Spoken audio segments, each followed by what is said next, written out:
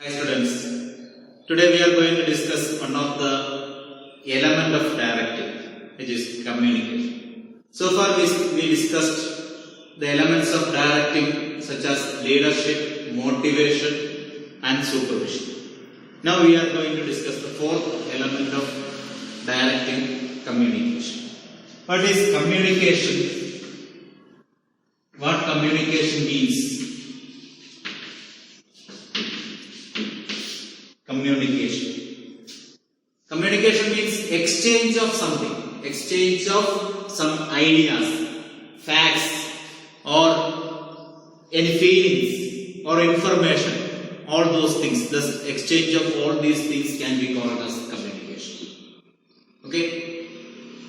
Communication is the exchange of information. That information may be any facts or any feelings or opinion, suggestions or anything. Exchange of any of these things can be called as communication. So communication is derived from a Latin word which means communis. Communis. Communication is derived from the Latin word communis. Communis means common. Communis means common. Okay? So the word communication is derived from the Latin word communis, which means common. So what is common for both the sender and receiver can be called as communication. That means when once a sender sends some message to the receiver, and if he properly understands that, their communication takes place.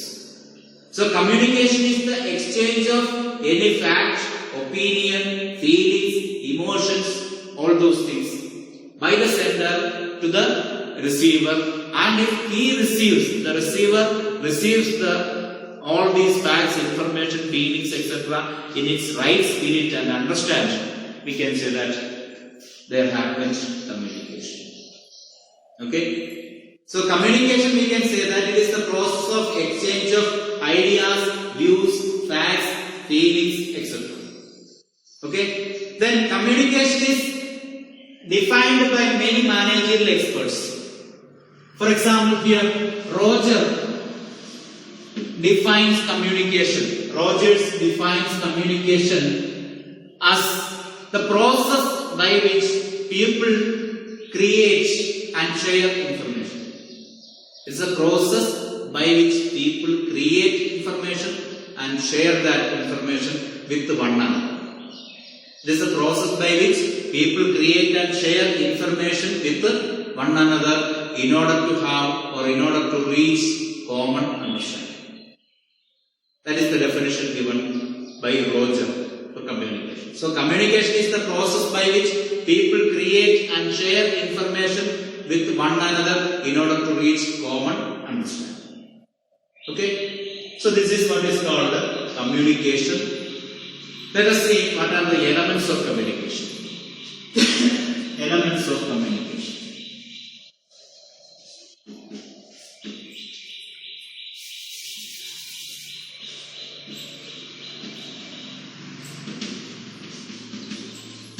What are the elements of communication? That means, what are the main involvements in the process of communication? Communication is a process which consists of various parts or elements. We are going to discuss all those elements in detail. So for example, the first element in the process of communication, we can say that it's a sender. Sender. So sender is one of the most important element. That is the first element in the process of communication. Who is sender or what is sender? Sender is the person who sends the message. Sender is the person who sends the message. Or we can say that sender is the source of information. Sender is the source of information or the person who sends the message. That means sender can be a person or any other thing. Okay? If a person communicates something, so that person is called the sender. Or it can be any source. Understood? For example, you are driving a car and you are stopping the car when is a traffic signal. So the signal light gives some signal. Through the light it gives some signal. So that signal light is the sender. That means the source at which that communication starts. So there the red light says you to stop the vehicle. Okay, red light says you to stop the vehicle. So that source is the traffic light, and so traffic light we can say that is the sender. That means the source from which the communication originates. Okay. Then next element is message. Message.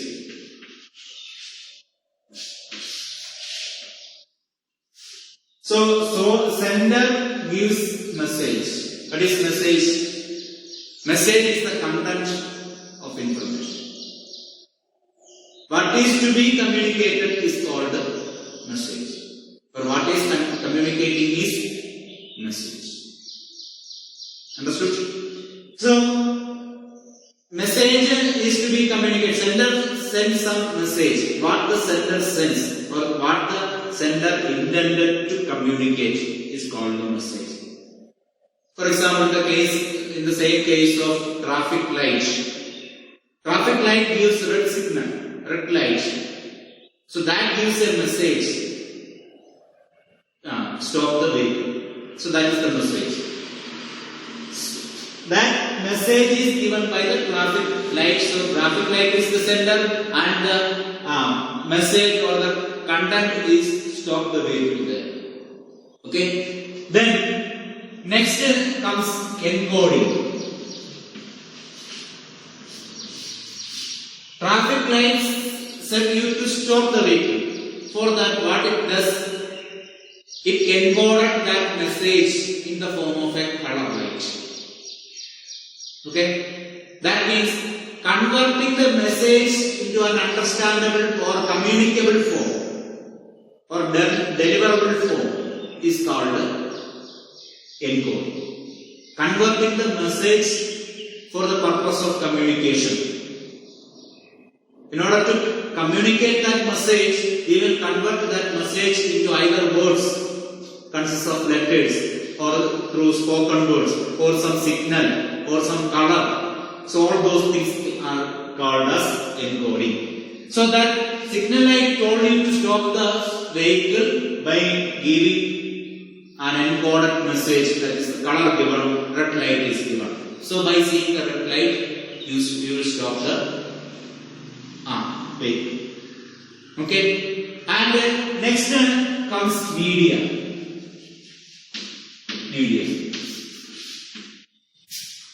So how the message is sending, or in which medium? The medium used for sending the message is called media. It can be in a spoken form or a written form. Understood? Or in any way, the ways in which method that message is communicated can be called as media. So encoded message will be sent through a media. So here the message is encoded in red color, and that is sent through in the form of light. Okay. Then after sending that message, next the receiver has to receive. So in order to receive or before receiving that message, he will understand. He has to understand the message. For that, he will decode.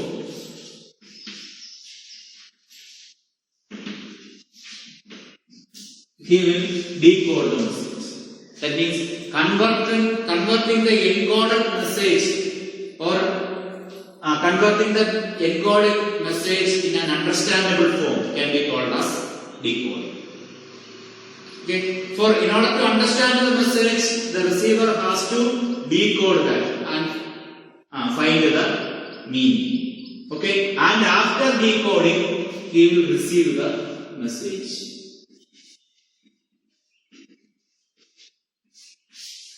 It will reach to the receiver. After after decoding the message, the receiver understands that. Understood? And after after understanding that message, what the receiver does? Receiver gives a reaction. Receiver will react upon the message. Understood? Receiver will react. That reaction is called as feedback. So here from here, he will make a feedback, and that feedback will receive to whom? To the sender of the message. Sender of the message. Understood? So this is what, these are the various elements of communication. So after receiving the message, receiver will give a feedback to the sender. Then only communication will complete. And the last one, we can say that one more element is there, that is called noise. Noise is all sort of disturbances happens in the process of communication. All sort of disturbances happen in the process of communication is called as noise. That will be there at the time of encoding the message, or in the case of media, or decoding time, or by passing the message. Everywhere this noise will affect. Okay, noise is there present everywhere in the process of communication. Is it clear? Once a communication completes after getting the feedback from the receiver, that means sender should understand that receiver correctly understood the message. For that, the receiver had to react upon that. So these are the different processes of communication. Is it clear to all? Okay. Then now, what are the importance of communication?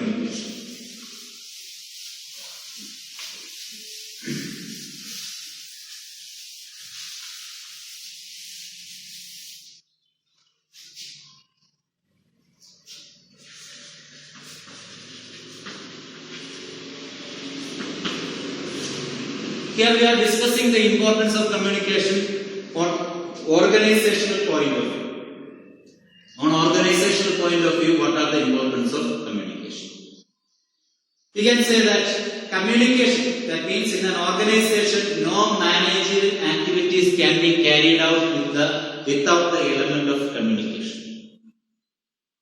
Okay? So, wherever directing is there, wherever action is there, in order to perform the action in a better manner, proper communication is needed. Okay? So, without communication, no activities of management can be performed. So, now you will be understanding that how much it is important in a business organization. Clear? So, what are the importance of communication? We are going to discuss all the importance one by one. First one, we can say that it acts as the basis for coordination.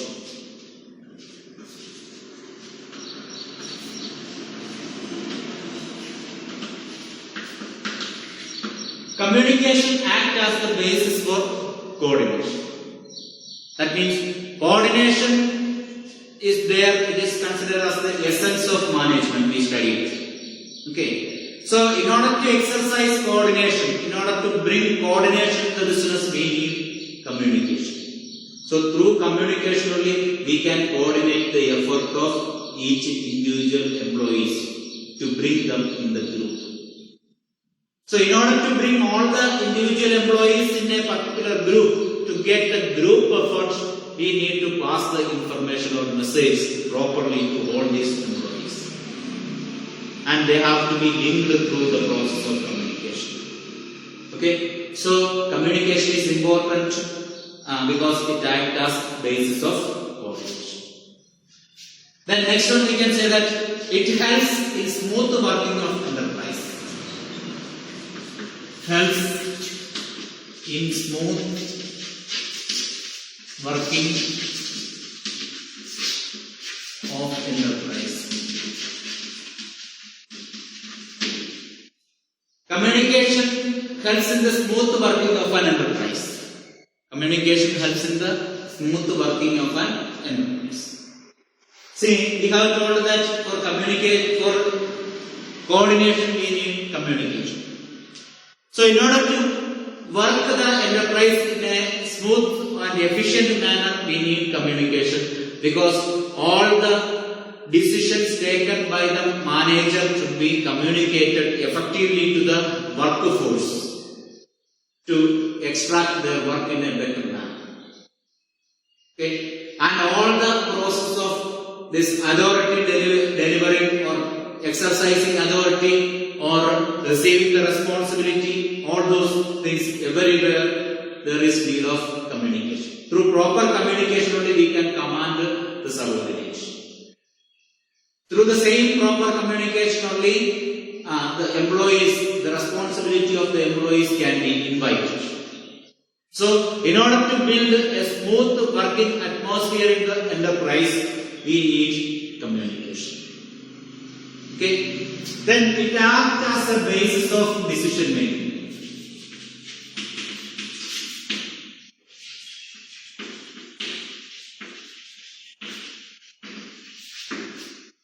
See, once a decision is made, it should be properly delivered to the subordinate or the workforce.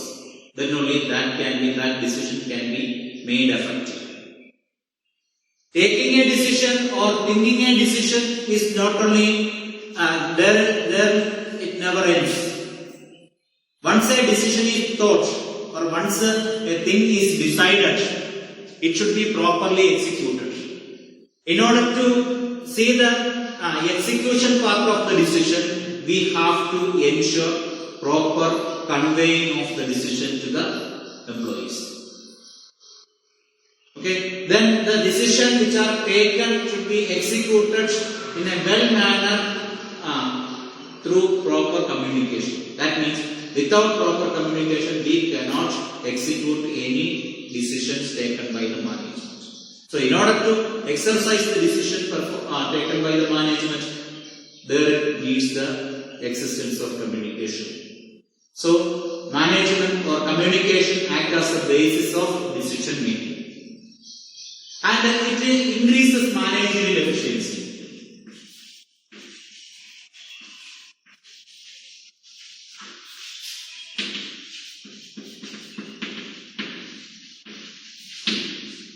It increases managerial efficiency. Communication increases managerial efficiency.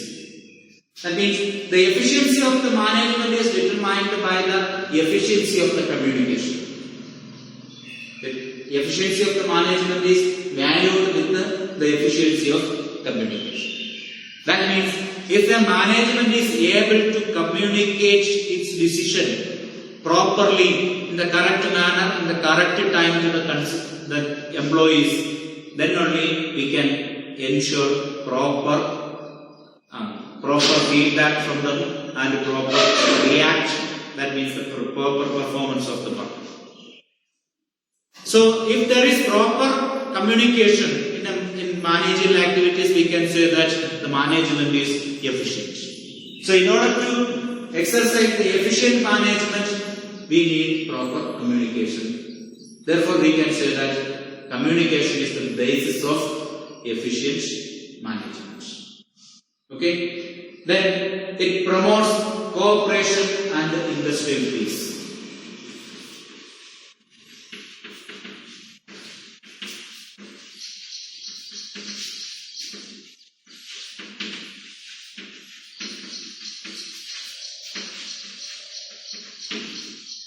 Cooperation promotes cooperation and industrial peace. So, proper communication brings cooperation among the employees. What is cooperation? Cooperation, we have said, it is the process of self-help through mutual help. That means working unitedly is the essence of cooperation. That means help each other or to do the work for a common goal.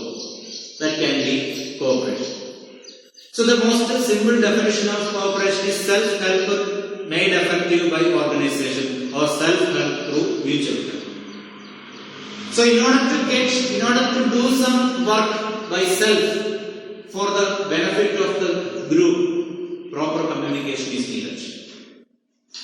So in that way we can build cooperation among the employees. Employees will be cooperative if proper communication is there from the leader, and that gives peace in the organization. If there is no proper communication, organization will be in different pieces. So proper communication will avoid that and bring the entire organization a peaceful atmosphere. Okay? So we can say that communication promotes cooperation and industrial peace. Then next we can say that it enables effective leadership. Communication enables effective leadership.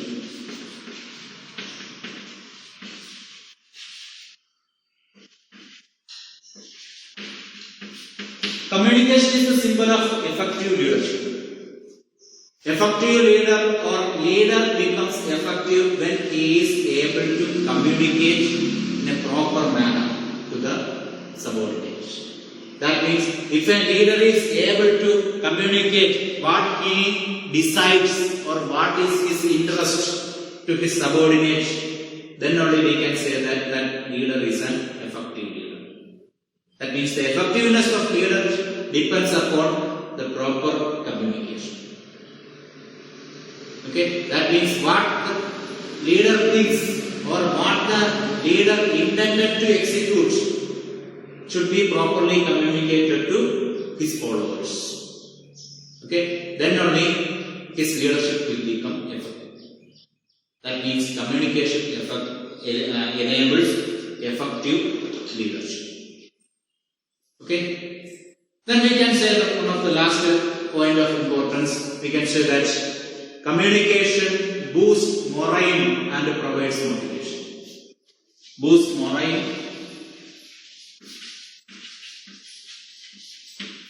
and provides motivation.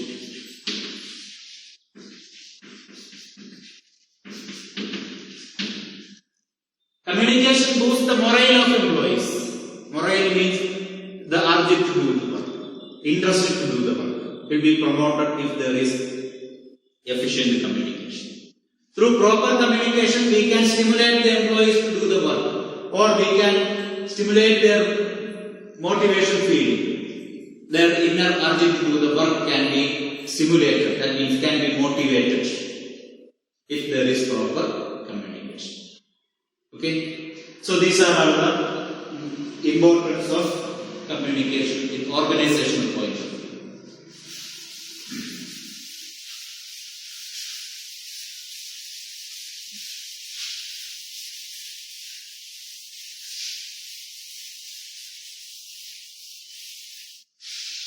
Then as the last topic, we are going to discuss two types of communication. Two types of communications.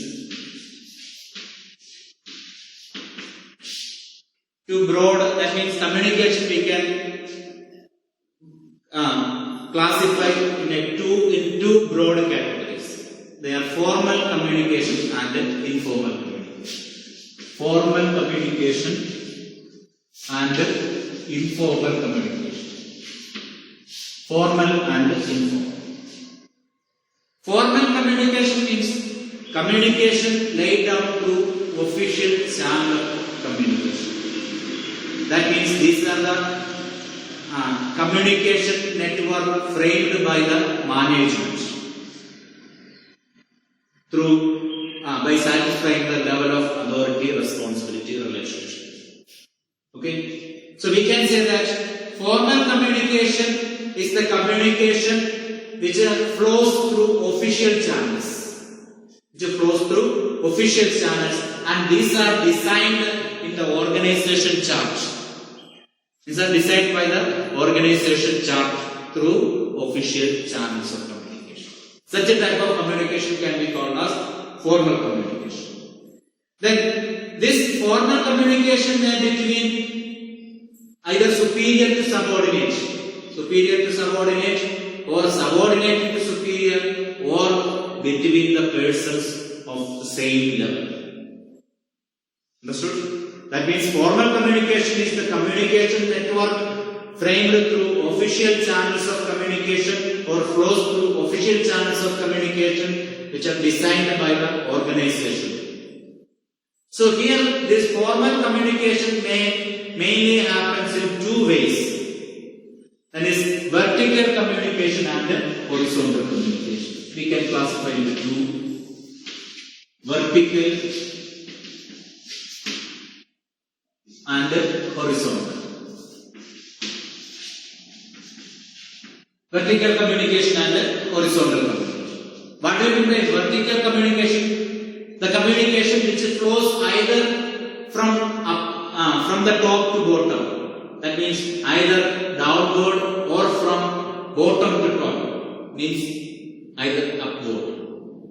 So it may be horizontal communication may be downward or upward.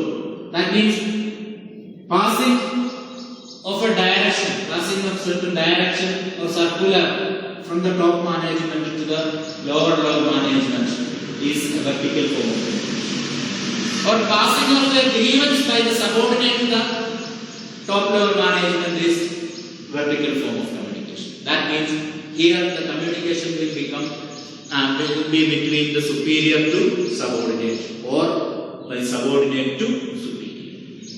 And another one is horizontal in nature. That means this will be between the persons in the same level of organization or the person of the same cadre or same designation.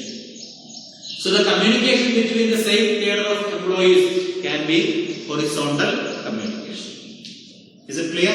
So there are two types of formal communication: vertical communication and horizontal communication. Now let us see what is informal communication. Informal communication takes place without any formal line of authority. That means it is not designed by the organization. It is not done with the help of any officially laid down rules or regulations. That means these are the communication takes place because of the social relationship between the employees or people. Okay, because of the social relationship or friendly behavior or any other relation may be the result of informal communication. So the communication takes place without following the formal line of communication can be called as informal communication that arises out of the needs of the employees to exchange their views. Informal communication arises out of the needs of the employees to exchange their needs or views or their feelings, all those things. This is the part of social feelings. And the speciality of this communication is that it spreads very fast. And sometimes we cannot find out the root or the origin of the message. That means the initial sender of the message will be unknown sometimes. So normally the different rumors are spread through informal communication. Okay, that root will be difficult to find. Therefore, this type of communication is called as grapevine communication. The network of informal communication is called as grapevine communication. Is it clear? So, grapevine, why it is called the grapevine? It is just like the plants of grape where the root is difficult to find out. The origin is difficult to find out. Okay. So there are two types, formal and informal communication. All the audits, inspections and all are passed through formal communication, and all the social feelings, social communication takes place through informal methods. And in an organization, in order to exercise the activities in a well manner and efficient manner, the managers make use of both the type of communication. That means formal communication as well as informal communication. That means where there is chance of defect or the shortcomings of formal communication can be made good with the informal communication. Okay, is it clear? Today we have discussed what is communication, elements of communication, importance of communication and formal and informal communication. I hope all of you are clear about this concept. Okay.